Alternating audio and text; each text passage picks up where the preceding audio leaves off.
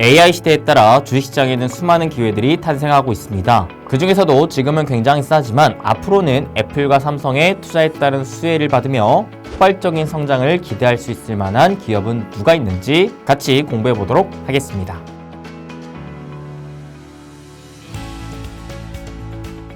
행복 반갑습니다. 여러분들의 행복 파트너 부자TV 수빈쌤입니다. 여러분들 최근에 벚꽃 핀 거 보셨나요? 너무 이쁘더라고요. 저도 오랜만에 가족여행을 통해 벚꽃과 유채꽃 이쁘게 피어져 있는 거를 또 보고 왔는데 새삼 봄이 온 게 좀 실감이 되고요. 이쁘게 핀 꽃처럼 여러분들의 입가에도 웃음꽃이 활짝 피길 기대하면서 최근에 또 열심히 공부한 내용 함께 공유해 보도록 하겠습니다. 저는 개인적으로 올해 금리 인하가 기다리고 있는 만큼 특히나 상반기에는 기업의 투자 움직임에 주목하고 있는데요. 그 중에서도 지금 위기의 상황에 처해져 있기 때문에 어떻게 해서든 수단과 방법을 가리지 않고 대규모 투자를 하여 지금의 위기 상황 속에서 탈피하고 새로운 기회를 잡으려고 하는 기업들에 주목하고 있습니다.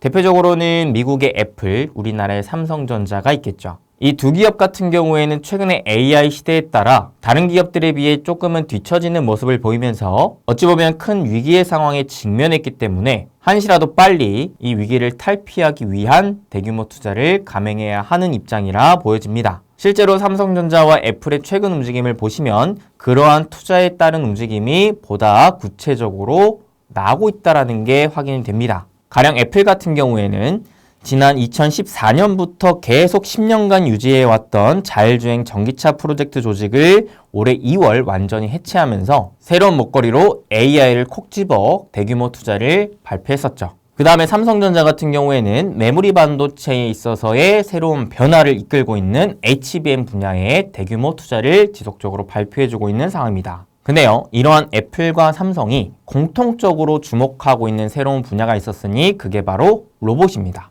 삼성은 이미 많이 알려져 있다시피 레인보우 로보틱스라는 기업에 지분 투자를 하고 웨어러블 로봇에 대한 개발에 계속해서 착수하면서 새로운 삼성, 뉴 삼성으로 향해 가기 위한 가장 핵심 축으로 로봇을 꼽고 이에 지속적인 투자를 하고 있는 상황입니다. 그 다음 애플 같은 경우에는요, 당초에 회사의 미래를 자동차, 가정, 혼합현실 이 세 개의 영역을 중심으로 설정을 했는데 애플카 프로젝트가 무산되면서 새로운 방향성으로 가정용 로봇 쪽을 주목하고 있는 모습이 나오고 있습니다. 최근 발표에 따르면 애플은 현재 개발 중인 가정용 로봇 시스템을 앞서 출시한 비전 프로와 연계하고 스마트폰 시장 경쟁에서 독자적인 경쟁력을 확보할 전망이라고 합니다. 또한 관련해서 연구개발 과정에 애플은 AI 발전에 의지하여 이 로봇 공학의 수준을 향상시키겠다라고 하는 방침을 내세웠다고 합니다. 그만큼 애플은 지금 새로운 먹거리를 찾아 나서기 위한 움직임으로 AI에 집중하는 모습과 함께 가정용 로봇 시장에도 눈독 들이고 있는 상황이라 보여지는 것이죠. 그리고 삼성전자 같은 경우에 올해 1월 진행했던 CES 2024에서 개인 맞춤형 서비스를 제공하는 AI 동반자 로봇인 볼리를 앞세웠었습니다. 이 볼리라는 로봇은 반려동물처럼 사람을 졸졸졸졸 따라다니면서 명령을 수행하는 AI를 탑재한 로봇이라고 보시면 되겠는데요. 예전에 삼성전자가 이 로봇에 대한 투자를 발표하면서 했던 말이 앞으로는 1가구 1로봇 시대가 올 것이다 라는 말을 해줬었는데 이 볼리라는 로봇을 통해 우리는 삼성전자가 앞으로는 각 가정마다 이러한 반려동물 같은 로봇을 한 대씩 두는 걸 목표로 하고 있구나 라는 점을 생각해 볼 수가 있는 것 같습니다. 거기에 더해 최근 한종희 삼성전자 부회장은 이런 말까지도 해줬습니다. 앞으로 제조 현장은 인공지능 AI를 탑재한 로봇의 등장으로 초연결, 초지능, 초융합 제조 역량을 확보한 기업들이 무한 경쟁력으로 앞서 나가는 시대가 될 것. 그러면서 협력사와 자동화, 무인화에 대한 미래를 대비하겠다라는 말을 해줬거든요. 이 말 속에 숨어있는 바는 삼성전자는 각 가정의 로봇을 넣는 것뿐만 아니라 이 제조 공장에도 로봇을 많이 넣겠다라는 목표를 발표해 준 것이라 보여지는 것이죠. 실제로 많은 기업들은 이미 각 제조 공장뿐만 아니라 가정에 최대한 많은 로봇을 도입시키려고 하는 목표를 가지고 끊임없는 연구와 투자를 계속적으로 집행하고 있는 상황입니다. 그리고 기존에 가장 대표적인 IT 디바이스라고 할 수 있는 이 스마트폰 시장에서 가장 치열하게 다퉜던 삼성과 애플이 제2의 스마트폰 시장이라고 불리우고 있는 이 로봇 시장에서의 또 한 번 치열한 경쟁을 펼칠 것이 전망되고 있는 상황이라는 겁니다. 그래서 저는 앞으로 AI뿐만 아니라 이 로봇 시장 역시 마찬가지 장기적으로 계속 주목하면서 투자 기회를 찾아보면 좋겠다라는 생각을 가지고 있는데요. 실제로 2년 전부터 이러한 방향성과 함께 로봇에 대한 공부를 끊임없이 이어오고 있었죠. 저는 개인적으로 AI와 로봇에 대한 방향성을 장기적으로 여전히 좋게 보고 있는데 그 대표적인 이유는 지금의 대격변의 시대 속에서 대다수의 국가와 기업들은 패권을 잡기 위해 대규모 투자를 앞으로도 지속적으로 할 가능성이 매우 높기 때문입니다.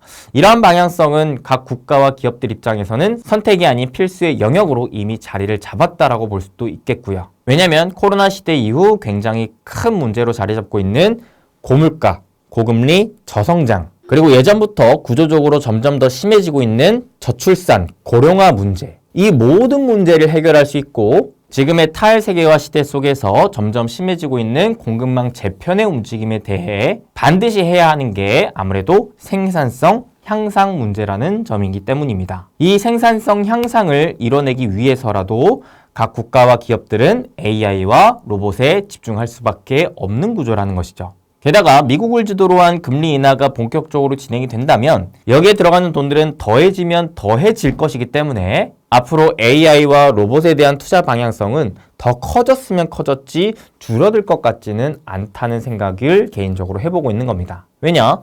근본적인 문제인 고물가, 고금리, 저성장, 저출산, 고령화 문제가 하나도 해결된 게 없고 탈세계화라는 이 구조적인 시대적 문제 역시 마찬가지 점점 심해졌으면 심해졌지 해소되고 있는 국면이 아니기 때문이라는 거죠. 그래서 저는 작년에도 그러했듯 올해도 마찬가지 계속해서 AI와 로봇에 대한 투자의 방향성에 따른 수혜주를 계속해서 좀 찾아 나서는 것이 장기적으로 고수익을 챙길 수 있을 만한 좋은 투자이지 않나라고 생각해보고 있습니다. 그래서 개인적으로는 이 수혜주를 찾기 위해 생각해야 하는 투자 포인트라고 보고 있는 건 각 국가와 기업들이 왜 AI와 로봇에 투자를 하고 있는가를 생각해보는 겁니다. 저희 분석법대로 Y부터 How로 넘어와 보는 거죠. 단순하게 생각해봤을 때 지금 국가와 기업들이 AI와 로봇에 투자하는 가장 본질적인 목적은 앞서 말했다시피 생산성 향상입니다. 물가도 너무 높고 금리도 너무 높아.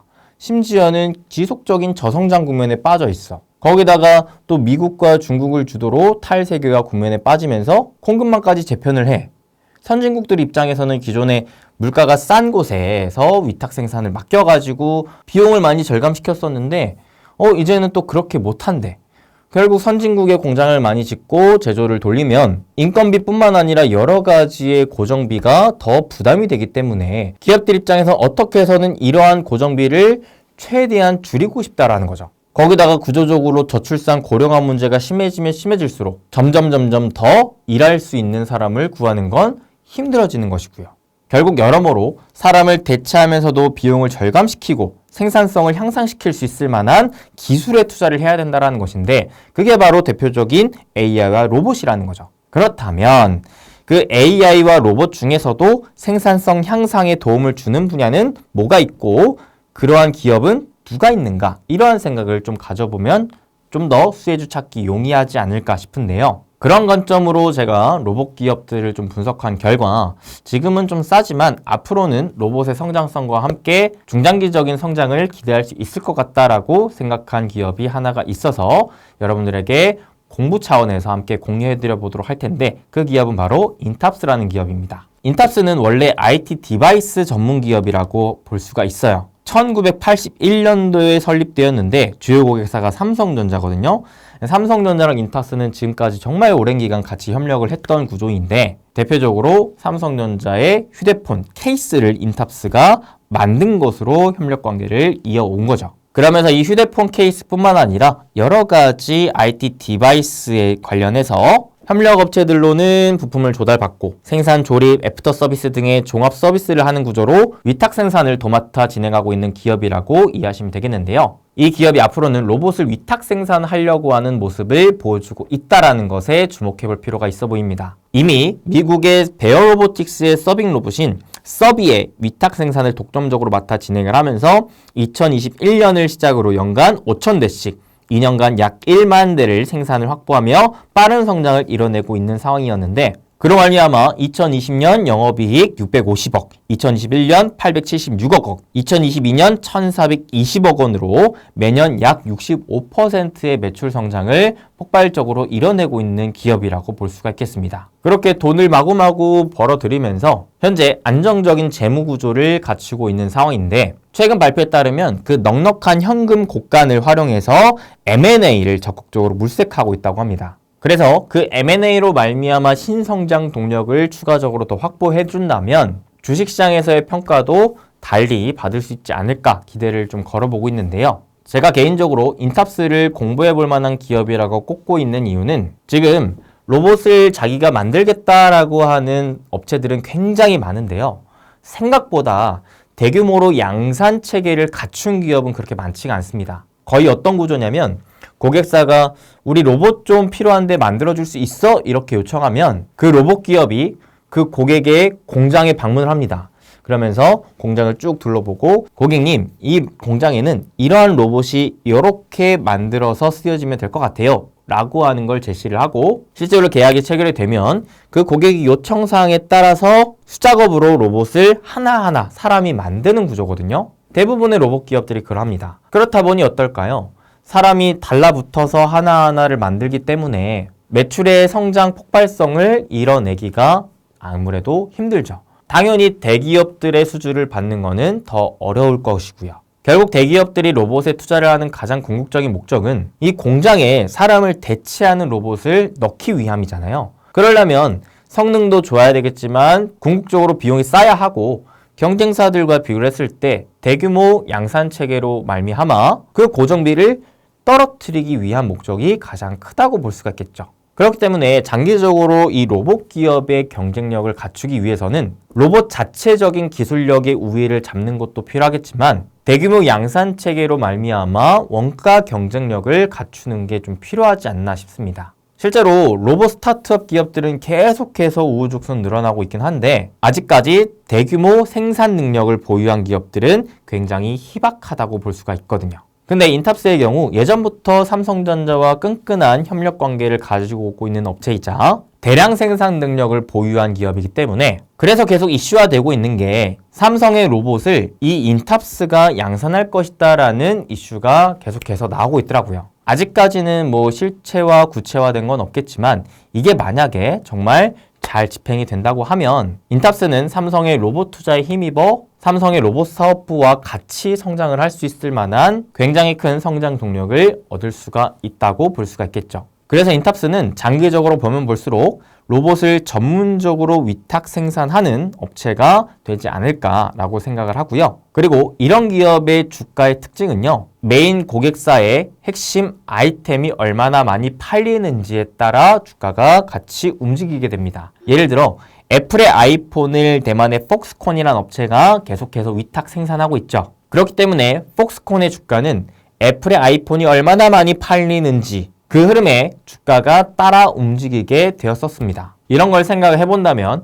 만약 인탑스가 삼성전자의 로봇을 양산을 한다? 그럼 삼성전자의 로봇이 많이 팔리면 팔릴수록 인탑스의 주가 역시 따라서 우상향하게 되는 그림이 만들어질 수가 있겠죠. 그러니 여러분들께서 만약에 삼성의 로봇 사업에 대한 기대감을 가지고 계시다면 이 인탑스라는 기업을 같이 한번 공부해 보시는 것도 좋다고 생각이 드네요. 아마 저의 공부 보따리를 통해 열심히 공부하신 분들은 저의 강의에 다 녹아 있었던 내용이었기 때문에 보다 이해가 수월하지 않으셨을까 싶습니다.